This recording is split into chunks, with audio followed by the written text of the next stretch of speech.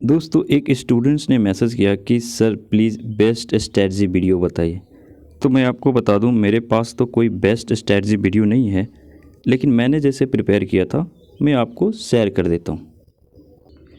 सबसे पहले होली की आपको ढेर सारी शुभकामनाएं। यहाँ पर देख लीजिए जेएनयू के सारे जो मेरे क्लासमेट्स हैं यहाँ पर मस्ती कर रहे हैं, क्योंकि जेएनयू वाले टाइम देते नहीं हैं।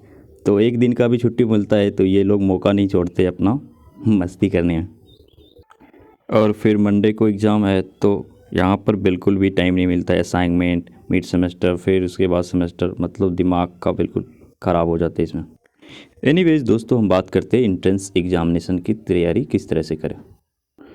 दोस्तों मेरा नाम है हेमंत और मैंने जेएनयू 2021 में रैंक 12 हासिल किया।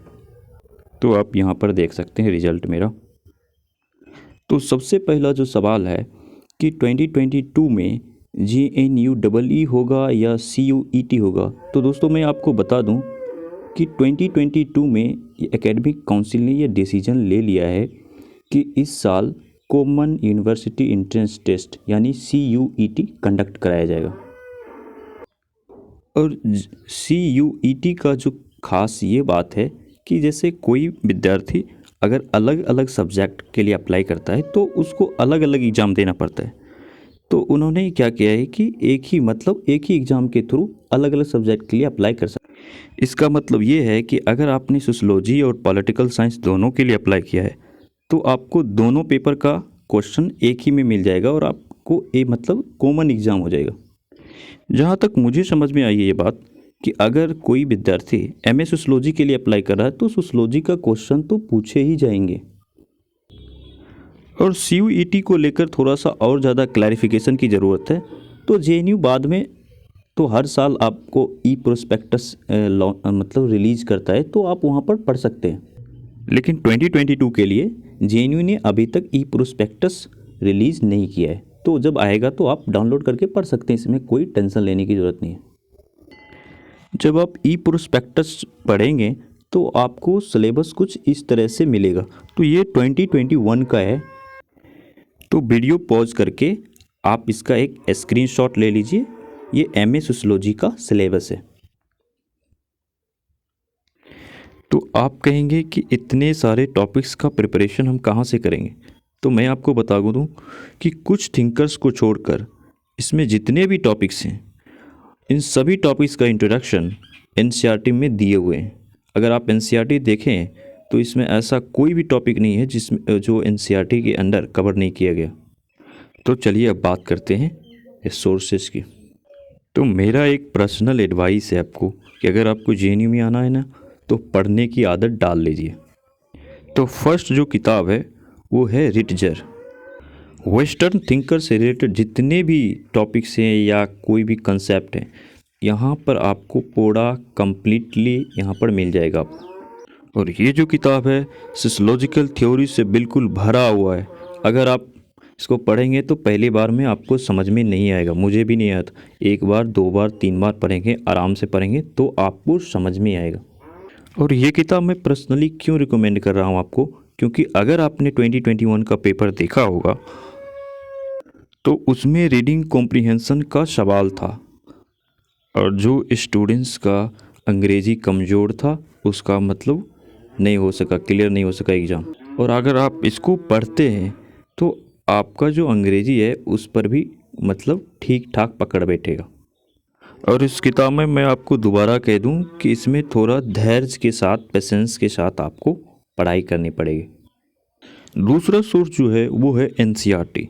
तो मैंने आपको बताया कि एनसीईआरटी में जो है सिलेबस का जितना भी टॉपिक्स है कुछ थिंकर्स को छोड़कर इसमें इंट्रोडक्शन दिया गया है। उसको अगर आप पढ़ेंगे तो आपकी क्लैरिटी आएगी।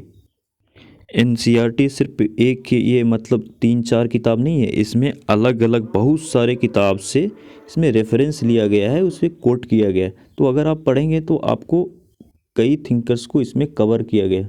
हर चैप्टर के लास्ट में आप देखेंगे तो उसमें रेफरेंस दिया गया है कि कहाँ कहाँ से रेफरेंस लिया गया। तो मैं तो आपको यही कहूँगा कि सबसे पहले तो एनसीईआरटी को फिनिश कीजिए।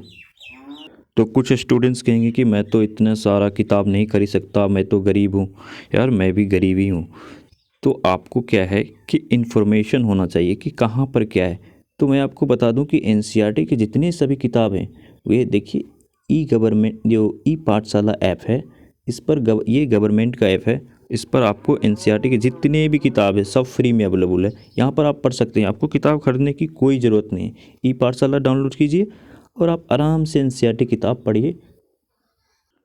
हमें बहाना नहीं बनाना चाहिए कि मैं तो गरीब हूँ, मैं मेरा तो भाग ख़राब है, मेरा नहीं होगा।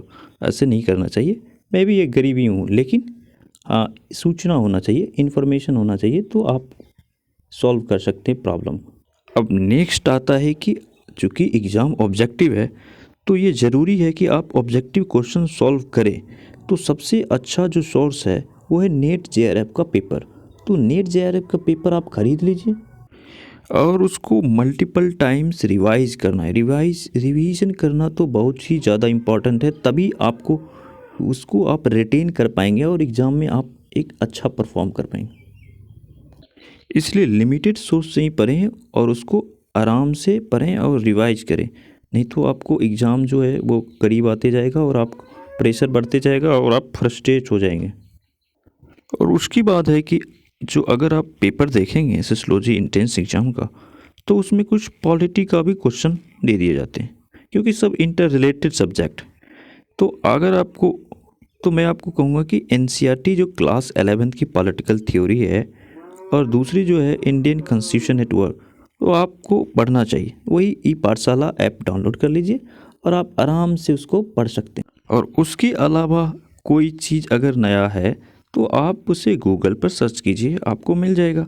विकिपीडिया से पढ़िए, जैसे रिसर्च मेथड एनालिसिस आप विकिपीडिया पर पढ़ेंगे बिल्कुल क्लियरली उसमें समझाएगा, बिल्कुल इजी लैंग्वेज में आपको बिल्कुल समझ में आ जाएगा।